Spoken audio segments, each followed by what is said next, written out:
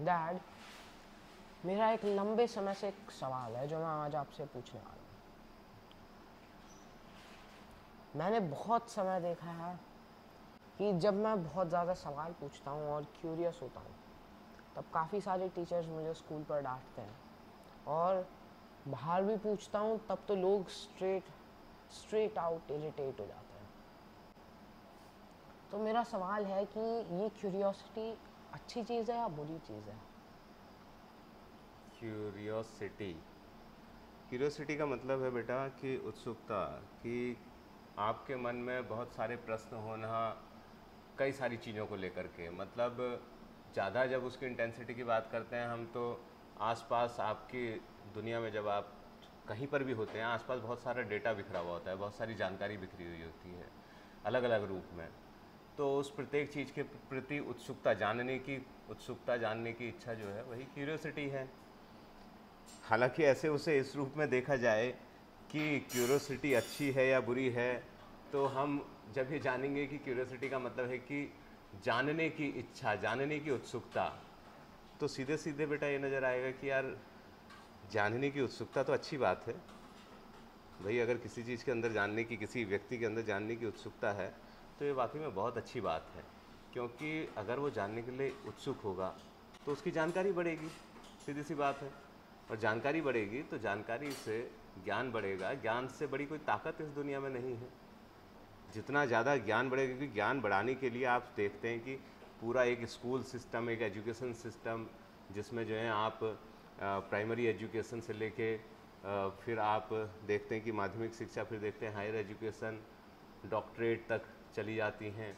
तो इतनी इतनी एजुकेशन सिस्टम क्यों है ये किसी भी बच्चे के बड़े होकर भरपूर एक वयस्क बनने तक उसको जानकारी ही तो दे रहे हैं फॉर्मल तरीके से। तो कुछ ऐसी जानकारी जो उस फॉर्मल रूप में या तो छूट जा रही है, या फिर ऐसी है कि कोई बच्चा समय से पहले ही उसे जाना चाहता है, क्योंकि आसपास सब कुछ बिखरा पड़ा है। तो बड़ी ऑब्वियसली बात है कि अगर उसके अंदर उत्सुकता है, और वैसे तो कई सारे बच्चों के अंदर होती होगी, लेकिन आपका केस में क्या हो रहा है कि आप पूछ ले रहे हो। कई सारे बच्चे ऐसे होंगे जो पूछ भी नहीं पाते होंगे, उनके अंदर हो सकता है क्यूरियोसिटी होगी, लेकिन वो पूछ नहीं पाते होंगे। आप पूछते हो तो आपको ऐसी प्रॉब्लम्स फेस करनी पड़ती हैं कि कई सारे लोग इरिटेट हो जाते हैं आपसे। वो अमूमन ऐसा होता है कि आपका कहना है कि स्कूल में क्यों, स्कूल में जो है आपके टीचर्स भी इरिटेट हो जाते होंगे कि ये क्या हर समय ऐसे पूछता रहता है। जबकि एज ए टीचर तो मैं ये कहना चाहूँगा कि जो टीचर्स हैं, एक बहुत जिम्मेदारी का दायित्व है, जिम्मेदारी का पद है। क्योंकि वो केवल ज्ञान को एक तरफा बांटने के लिए रिस्पॉन्सिबल और उत्तरदायी नहीं हैं। जितने भी बच्चे हैं जो उनसे सीखने वाले हैं, उनकी साइकोलॉजी को डील करना भी टीचर का ही कर्तव्य है। वो जो है, जितने बच्चे हैं उनकी साइकोलॉजी को, उनकी सोच को, किस तरीके का उनका बिहेव है, कौन इंट्रोवर्ट है, कौन एक्सट्रोवर्ट है, ये सब उनको जान के उस हिसाब से रिएक्ट करना होगा। क्योंकि टीचर्स के कंधों पर देश का भविष्य निर्माता है वो बच्चे सब बढ़ के कल को देश का भविष्य बनेंगे। तो क्यूरोसिटी अगर टीचर की नज़र से हम देखें तो बच्चे को उन्हें सेटिस्फाई करना है। हो सकता है कई बार ऐसे क्वेश्चंस बच्चे की तरफ से उठ जाएं जिस पर टीचर उतनी जानकारी नहीं रखते हों, तो उस केस में भी टीचर कह सकते हैं बच्चे से कि बेटा मैं आपके इस सवाल का जवाब और बेहतर तरीके से अगले सेशन में दूंगा या दूंगी। ठीक है, मैंने इसे नोट डाउन कर लिया है। और फिर जब बच्चे की बात आती है आपकी, कि आपका क्या उत्तरदायित्व और क्या जिम्मेदारी और क्या तरीका होगा। क्यूरियोसिटी अच्छी बात है, लेकिन उसे कब, कैसे और कहाँ पूछना है, ये आपको समझना होगा बेटा। ऐसा नहीं कि आपका कोई एक कहीं पर मेन टॉपिक चल रहा है, मेन डिस्कशन चल रहा है, और वहाँ पर आप 36 प्रकार के अलग क्वेश्चन पूछने लग गए हो। नहीं, मैं ऐसा तो नहीं करता हूँ। अच्छा, आप ऐसा नहीं करते हैं, रेलिवेंट क्वेश्चन ही पूछते हैं। तो अब हम कहेंगे कि वो बैलेंस है, क्योंकि आपको एक तो रेलिवेंट क्वेश्चन पूछने होंगे, दूसरा क्या आप मिड सेशन में डिस्टर्ब कर रहे हैं, आपको अप्रोप्रिएट टाइम देखना होगा उस समय।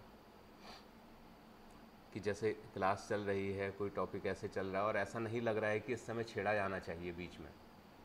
जब आपको लगे कि हाँ, हो सकता है आपके टीचर खुद ही आपको इनवाइट करें कि अब आप लोगों के कोई क्वेश्चंस हैं, तो आपको ऐसी कोशिश करनी चाहिए कि आप नोट डाउन कर लें और ऐसे समय पे पूछें, या वो टॉपिक कंप्लीट हो जाए तो उस समय जो है आप अपने सर या मैम से परमिशन ले करके कि मैं आई, तब आकर जा कर के पूछें।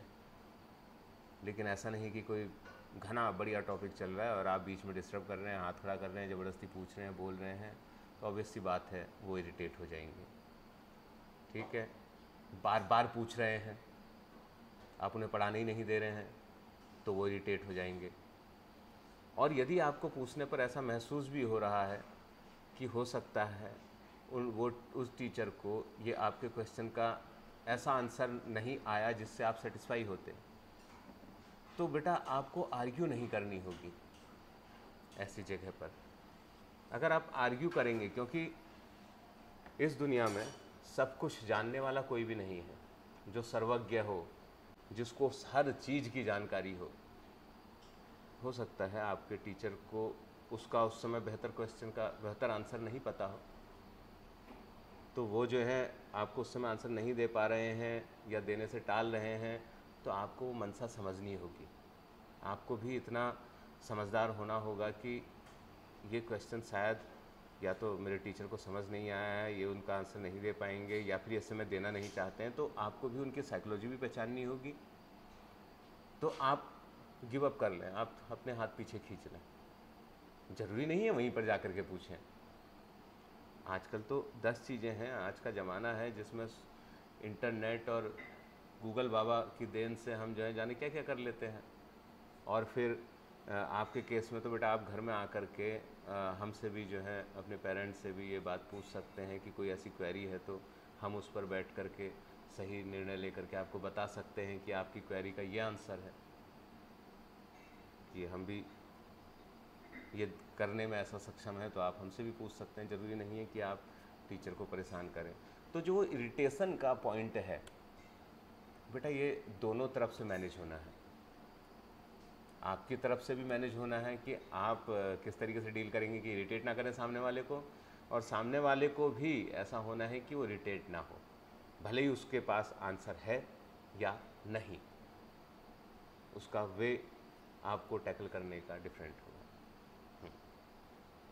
अब बोलें, क्या समझ में आता है आपको? मुझे यही समझ में आया कि मुझे ज़्यादा क्वेरीज पूछनी भी है तो समय पे पूछनी है, और अलग अलग चीज़ों को, अलग अलग फैक्टर्स को देख कर पूछनी है।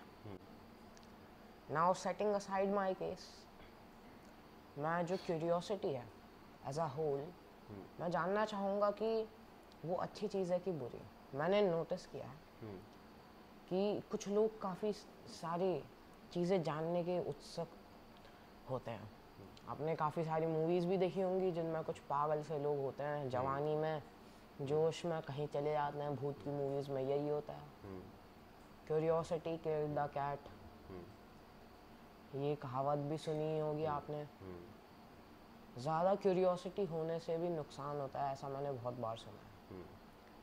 अब ज़्यादा जानना भी किसी की सेहत के लिए अच्छा नहीं होता, ये भी मैंने सुना है, क्योंकि अननेसेसरी जानकारी जो वंस ओन स्ट्रेंथ सपोर्ट नहीं कर सकती, मतलब ऐसी जानकारी जिससे वन जोन सेल्फ को, खुद को दिक्कत होगी, प्रॉब्लम आ सकती है, लोगों से टारगेट हो सकते हैं, उससे प्रॉब्लम होगी। तो जो क्यूरियोसिटी है एज अ होल, मैं जानना चाहूँगा कि वो बैड है या गुड है। हाँ, बहुत बेहतरीन क्वेश्चन है बेटा आपका, थोड़ा सा ब्रॉड स्पेक्ट्रम लिए हुए है। हालांकि मैंने शुरू में आपसे कहा कि क्यूरियोसिटी अच्छी चीज़ है। मैं अभी भी अपनी बात पे एज ए होल जनरल तरीके से टिकूँगा कि क्यूरियोसिटी अच्छी बात है। जबकि आपने ऐसा सुना कि लोग कहते हैं क्यूरियोसिटी अपने लिए ही घातक होती है। आप जब बहुत ज़्यादा जानकारी रखते हैं तो कुछ मैं इस तरीके के केस बोलूँगा आपके जिसमें लगता है कि लोगों को यार ये अपने लिए घातक है। जब आप में बहुत ज़्यादा जानकारी होती है, यानी कि बहुत ज़्यादा समझ भी हो जाती है आपके अंदर, तो बहुत ज़्यादा समझ होने से अक्सर जो है आप दूसरे लोगों की साइकोलॉजी को बड़ी आसानी से पढ़ लेते हैं। दूसरे ने क्या चीज़ आपके संग रिएक्ट की, क्या सोच करके, आप काफ़ी हद तक जान जाते हैं। तो दूसरा आपके संग एक्टिंग कर रहा है अच्छा होने की, या वो रियल में अच्छा है, आप जान जाते हैं। तो इससे क्या होता है, आप हर्ट होते हैं। तो ऐसे सेंस में हम कहते हैं हमारे लिए घातक है कि आपके दिल को चोट पहुंचती है। या फिर कोई ऐसी सीक्रेट खुफिया जानकारी आपके पास पहुंच गई है जो नहीं पहुंचनी चाहिए थी, और जो इसे सीक्रेट रखना चाहता था, जिसके लिए वो आपके तक जाने के बाद खतरनाक हो सकती है, तो आप उसके लिए टारगेट हो सकते हैं कि वो आपको नुकसान पहुंचाया, आप तक खुफिया जानकारी पहुंच गई है। तो क्यूरोसिटी से ये भी आपके हो सकता है। बनस्पत इसके ऐसा सब होने के बावजूद भी, हाँ एक बात और, एक एग्जांपल ऐसा भी देना चाहूँगा कि जितने भी बिरले साइंटिस्ट हुए हैं वो सब एक्सट्रीम क्यूरियस थे। अगर वो एक्सट्रीम क्यूरियस नहीं होते तो आज हम शायद इस दुनिया में पता नहीं साइंस की कौन कौन से कॉन्सेप्ट से अनजान होते। थॉमस अल्वा एडिसन साहब, जिन्होंने सैकड़ों प्रयोग कर दिए एक बल्ब को बनाने के लिए, तो ऐसे ऐसे साइंटिस्ट जो उसको जानने के लिए, अब अमूमन तो आदमी ऐसे बैठा रहता है, सेब नीचे गिरा या ऊपर को गया, कौन सोच रहा है भाई, गिर गया बस, खा लिया हमने, शांति। भाई आम आदमी क्या सोचेगा, भाई सेब पेड़ से नीचे गिरा, आम पेड़ से नीचे गिरा, उसने कभी सोचा ही नहीं इस बात को। उसने बस आम मिला, सेब मिला, लीची मिली, खाया, हजम, टेस्ट लिया, स्वाद लिया, पोषण लिया, हजम। लेकिन वहीं पर तो वो क्यूरियस, एक्सट्रीम क्यूरियस और बिरला साइंटिस्ट, जिन्होंने ये सोचा कि भाई ये सेब नीचे को ही क्यों गिरा, ये ऊपर क्यों नहीं चला गया, तभी तो वो जो है ग्रेविटेशनल फोर्स और ग्रेविटी का आविष्कार हो सका, या उसके बारे में हम जान सके। सर आइजैक न्यूटन की क्यूरियोसिटी के बिना हम ग्रेविटी को नहीं जान पाते। थॉमस अल्वा एडिसन की क्यूरियोसिटी के बिना हम आज बिना लाइट के अंधकार में होते, या हम वो लालटेन और लैंप जला करके रहते, मोमबत्ती पकड़ के घूमते रात को। तो बेटा क्यूरियोसिटी बहुत बेहतरीन चीज़ है, लेकिन जिन एक दो जगहों पर मैंने आपसे कहा कि यहाँ पर वो आपको नुकसान पहुँचा सकती है, तो वहाँ पर मैं ऐसे कहना चाहूँगा आपको कि जब आप बहुत क्यूरियस होते हो तो आपको व्यक्तित्व के रूप में बहुत स्ट्रांग भी होना होगा। जो आपकी पर्सनैलिटी है वो बहुत मजबूत होनी चाहिए। मसलन कि आप जानते इतने जानकार हो गए हैं कि आप पहचान जा रहे हैं कि सामने वाला भाई मेरे लिए एक्टिंग कर रहा है, खाली बोल रहा है कि मैं तेरे लिए जान भी दे दूंगा, तेरे लिए फला भी कर दूंगा, करेगा कुछ नहीं है, आप उसकी साइकोलॉजी रीड कर जा रहे हैं। तो आपको मजबूत होना होगा और हर्ट नहीं होना होगा।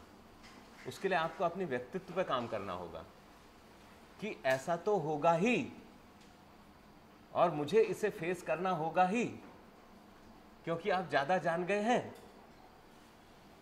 और पर्सनैलिटी आपकी स्ट्रांग हो जाएगी तो आपको उससे कोई फर्क नहीं पड़ेगा। फिर तो आप उस सामने वाले को नादान समझेंगे, यार मेरे सामने आके एक्टिंग कर रहा है, मैं तो सब जानता हूँ इसका, और आपको जो करना है आप वो करेंगे।